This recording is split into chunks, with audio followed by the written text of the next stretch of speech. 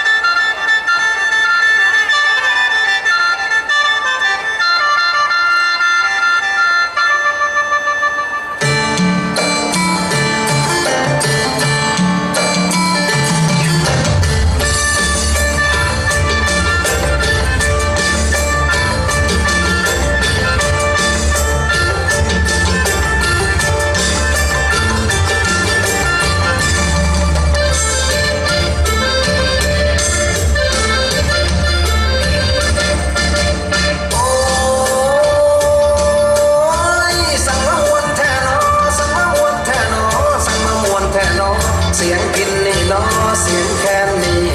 เนาะ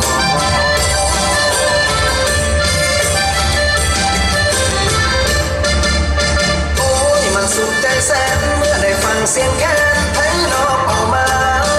เสียงแคนเหมือนเป็นสัญญาตอนได้จากมาว่าจะลืมลงกรา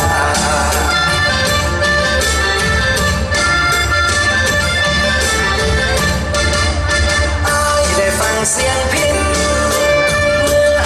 เสียงแคนเหมือนได้อยู่แดนแคว้นจินอีสานถึงจากมานานแสนนานยังคิดถึงน้องกรานบ้านอยู่ฝั่งโขงถึงอายสิอยู่เมืองหลวงยังขึ้นทอดพุ่มพวงด้วยใจซื่อตรงยามใดคิดถึงน้องจ้างวงไว้ทั้งวงมาร้องเพลงปลอบนอ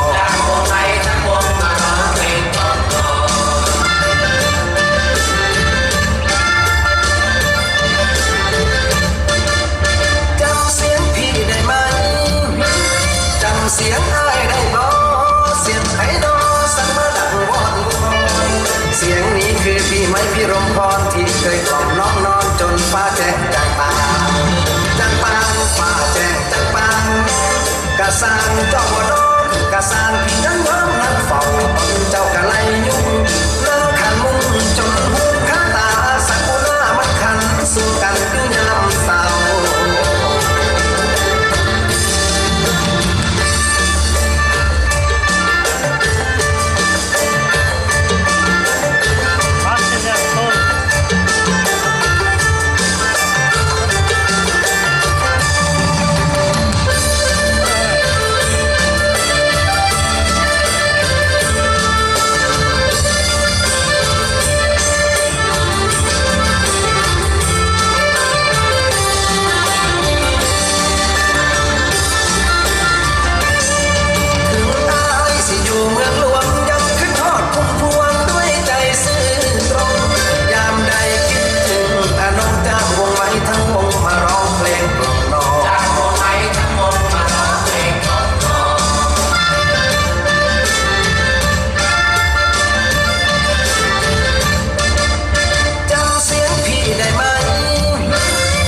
เสียงอ้ายได้บ่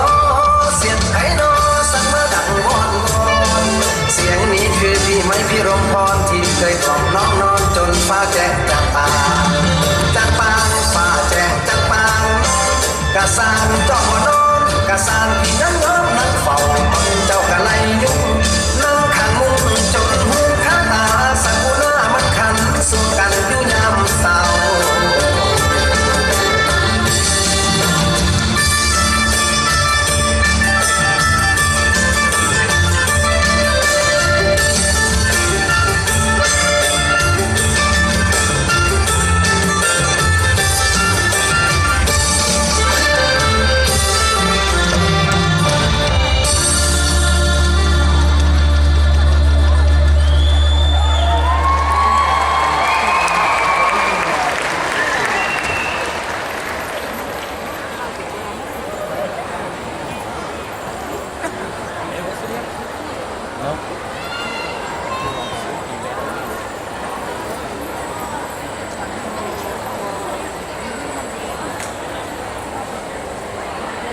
The Noyo Ban Sai, you ping.